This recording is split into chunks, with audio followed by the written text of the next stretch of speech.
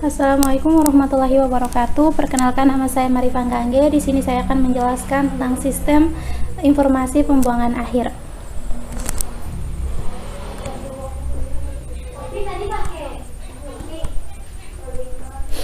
Pendahuluan. Yang pertama, latar belakang sampah, yaitu suatu bekas kegiatan manusia dari waktu ke waktu berubah secara alami yang wujudnya tidak cair dan tidak berupa gas. Selain itu juga permasalahan sampah timbul karena tidak seimbangnya produksi sampah dengan pengolahannya dan daya dukung alam sebagai tempat pembuangan sampah yang semakin menurun. Paradigma lama yang masih banyak dianut yaitu sampah harus secepatnya dikumpulkan, diangkut dan dibuang ke tempat pembuangan akhir atau TPA. Pengelolaan sampah merupakan kegiatan yang sistematis, menyeluruh dan berkesinambungan yang meliputi pengurangan dan penanganan sampah yang ditunjukkan untuk meningkatkan kesehatan masyarakat dan kualitas lingkungan serta menjadi sampah sebagai sumber daya. Pengolahan sampah merupakan kegiatan yang sistematis, menyeluruh dan kesinambungan yang meliputi pengurangan dan penanganan sampah yang ditunjukkan untuk meningkatkan kesehatan masyarakat dan kualitas lingkungan serta menjadikan sampah sebagai sumber daya. Sampah di Indonesia merupakan masalah yang sangat serius dan juga menjadi masalah sosial, ekonomi, dan budaya. Dan hampir di semua daerah di Indonesia mengalami kendala dalam mengelola sampah karena pengolahan TPA atau tempat pembuangan akhir. Di sebuah daerah lahannya masih kurang sehingga pengolahan sampah masih terganggu. Berdasarkan fenomena di era globalisasi yang telah mampu merubah paradigma pemerintah terhadap layanan informasi yang cepat, tepat, dan akurat, baik kepada masyarakat yang membutuhkan layanan informasi yang berbasis teknologi.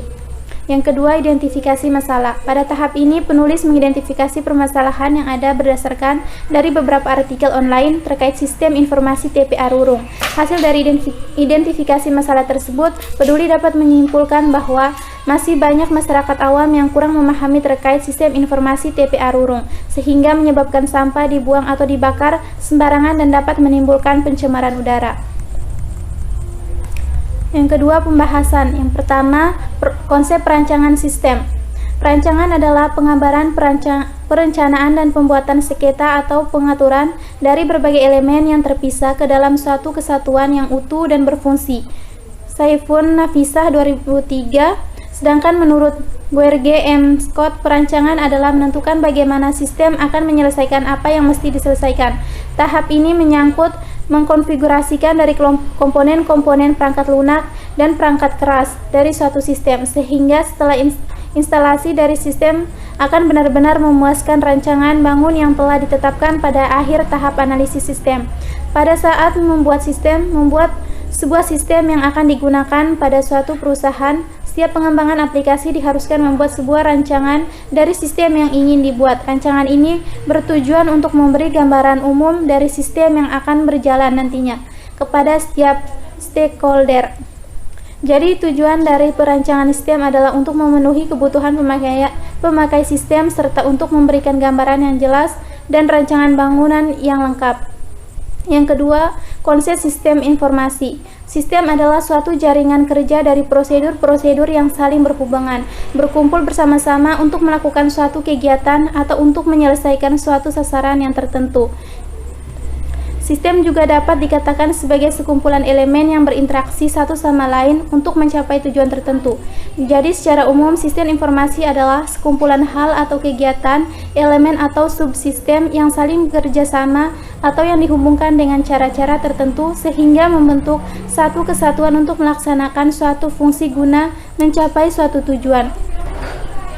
Sistem informasi secara umum adalah suatu sistem yang mengombinasikan antara aktivitas manusia dan penggunaan teknologi untuk mendukung manajemen dan kegiatan operasional, di mana hal tersebut merujuk pada sebuah hubungan yang tercipta berdasarkan interaksi manusia, data, informasi, teknologi, dan algoritma. Tujuan dari pengembangan sistem informasi adalah untuk menghasilkan sebuah produk yang berisi kumpulan informasi. Sebuah sistem ternyata melibatkan berbagai jenis tipe data yang mampu diolah agar dapat ditampil dengan mudah kepada pengguna atau user. Pengertian prototyping. Prototyping adalah proses yang ditunjukkan untuk mengkonversi berbagai sifat abstrak dari sebuah ide menjadi lebih berwujud, terlihat menyerupai hasil sebenarnya. Dalam proses ini, tidak hanya berupa visualisasi ide, tetapi juga proses membangun. Prototipe adalah alat yang membantu untuk mengklasifikasikan langkah yang akan diambil, terutama yang berkaitan dengan model bisnis. Yang kedua, analisis. Analisis kebutuhan sistem. Analisis sistem atau sistem analisis adalah suatu teknik atau metode pemecahan masalah dengan cara menguraikan sistem ke dalam komponen-komponen pembentuknya untuk mengetahui bagaimana komponen-komponen tersebut bekerja dan saling berinteraksi satu sama lain untuk mencapai tujuan sistem. Sistem analisis biasanya dilakukan dalam membuat sistem desain. Sistem desain adalah salah satu langkah dalam teknik pemecahan masalah, di mana komponen-komponen pembentuk sistem digabungkan sehingga membentuk satu kesatuan sistem yang utuh. Analisis kinerja adalah kemampuan dalam menyelesaikan tugas bisnis dengan sehingga sasaran dapat segera tercapai. Analisis informasi. Informasi merupakan salah satu faktor yang sangat vital, sebab informasi merupakan titik awal untuk mengkoreksi keadaan dalam organisasi. Oleh karena itu, informasi yang dihasilkan harus berkualitas, akurat, relevan, dan tepat waktu. Analisis kelayakan sistem. Analisis kelayakan merupakan analisis yang digunakan untuk menentukan kemungkinan apakah proyek sistem informasi layak untuk dilanjutkan atau dihentikan. Penilaian kelayakan akan dilaksanakan meliputi kelayakan semua aspek, yaitu kelayakan teknologi, observasi, jadwal ekonomi, dan hukum.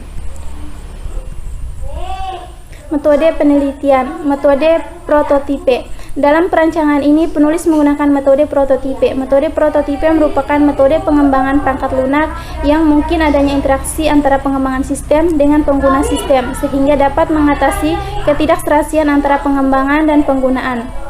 Adapun model pengembangan prototipe bisa dilihat seperti yang ada pada gambar tersebut. Berikut penjelasan mengenai tahap-tahap dalam metode prototipe. Yang pertama, komunikasi. Tahapan ini dilakukan dengan cara melakukan wawancara dan pengumpulan data yang berkaitan dengan kebutuhan desain model TPA Rurung. Yang kedua, perencanaan. Pada tahap ini, membuat perencanaan secara cepat dengan cara membuat agenda, pertemuan atau diskusi terkait materi dan membuat langkah perencanaan. Yang ketiga, pemodelan atau desain. Pada tahap ini dibuat model perencanaan secara cepat dengan cara desain atau menggambarkan model sistem yang akan dikembangkan. Yang keempat, konstruksi. Tahap ini digunakan untuk membangun prototipe yang sesuai dengan harapan dan kebutuhan masyarakat agar dapat menerapkan konsep TPA Rurung. Yang kelima, penyerahan. Pada tahap ini dibutuhkan untuk mendapatkan flashback dari pengguna sebagai hasil evaluasi dari tahapan sebelumnya dan implementasi dari sistem yang dikembangkan. Mungkin itu saja yang bisa saya jelaskan, dan selanjutnya akan dijelaskan oleh teman saya.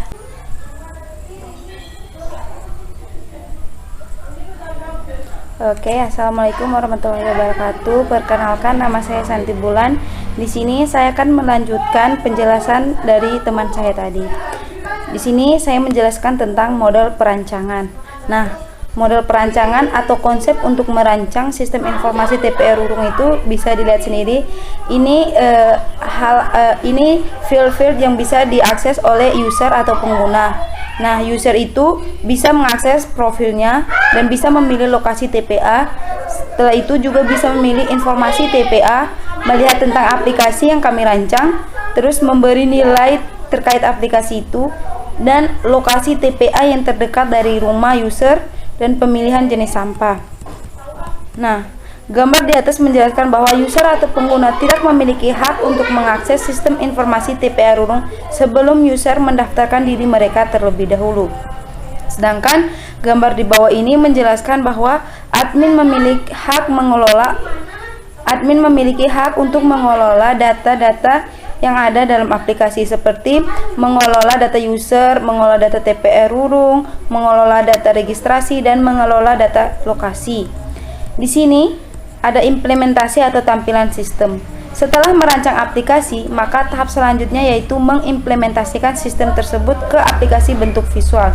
Di sini akan dibahas tentang implementasi, yaitu proses menerjemahkan rancangan atau desain menjadi program aplikasi yang dapat digunakan oleh admin atau user. Hasil implementasi tersebut saat ini dijalankan mulai dari masukan, keluaran, dan pengujian. Nah, mode rancangannya kayak gini. Yang pertama, tampilan menu utama. Gambar di samping adalah tampilan awal pembukaan aplikasi sistem informasi TPA Rurung. Pada saat user membuka aplikasi tersebut, maka tampilan awalnya seperti gambar di samping. Yang kedua, ada tampilan menu login. Setelah masuk di tampilan awal tadi, user atau pengguna akan secara otomatis beralih ke menu login, dan untuk selanjutnya, user menekan tulisan login untuk beralih ke halaman selanjutnya. Yang ketiga, from username. Setelah user atau pengguna memencet kata login, maka akan muncul gambar seperti di samping ini. Ini adalah gambar di samping adalah gerbang untuk masuk ke dalam aplikasi sistem informasi TPA Rurung. Namun, jika user atau pengguna sudah terdaftar, maka bisa mengakses lebih lanjut. Jika belum, user diminta untuk membuat akun terlebih dahulu. Untuk membuat akun, user harus mengklik kata sign up, lalu user atau pengguna secara otomatis akan beralih ke halaman registrasi. Nah, halaman registrasinya bisa dilihat seperti di gambar di samping, tampilan registrasi akun atau sign up. Di menu registrasi ini, user atau pengguna diminta untuk memasukkan data diri user. Setelah memasukkan data diri user, diminta mengklik kata daftar dan tunggu beberapa menit, maka user secara otomatis akan terdaftar ke dalam aplikasi sistem informasi TPA Rurung. Dan secara otomatis user atau pengguna akan beralih lagi ke menu login tadi. Lalu user diminta untuk mengklik kata login dan user akan beralih lagi ke menu username. Di menu username ini, memasukkan username dan password yang sudah didaftarkan tadi. Setelah itu, user diminta untuk mengklik kata next. Secara otomatis user beralih ke tampilan selanjutnya. Nah, tadi kan dimasukkan username dan password. Nah, setelah user memasukkan username dan password, nah user diminta untuk mengklik kata next, dan kemudian user akan beralih langsung ke menu bar. Nah, di menu bar itu bisa dilihat tampilannya. Menu bar adalah fitur yang menyediakan segala informasi terkait sistem informasi TPA Rurung. Cara menggunakan, user atau pengguna cukup menulis atau menggunakan mikrofon yang ada di samping pencarian. Nah, di situ nanti akan muncul sesuai dengan apa yang dicari oleh user atau pengguna. Misalnya, user ingin mengetahui jadwal pengambilan sampah, maka dengan secara otomatis di situ akan muncul jadwal pengambilan sampah oleh petugas TPA. Atau user ingin mencari lokasi TPA terdekat, maka dengan sendirinya nanti akan muncul lokasi TPA terdekat. Nah, setelah itu gambar di samping juga, jika user atau pengguna menggunakan mikrofon atau voice note, maka tampilan seperti gambar di samping. Yang kemudian, jika user ingin menulis pencariannya, maka tampilan seperti gambar di samping, dan bekas pencarian atau histori pencarian akan muncul di bagian bawah pencarian seperti gambar di samping. Nah, di bagian bawah ini kan namanya histori bekas pencarian. Nah, setelah itu di bagian kiri pencarian juga ada garis 3. Yang tadi ini kan ada garis 3. Nah, jika diklik garis 3 itu, maka munculnya seperti gambar di samping. Nah, jika user atau pengguna mengklik garis 3, maka tampilan layarnya akan seperti gambar di samping.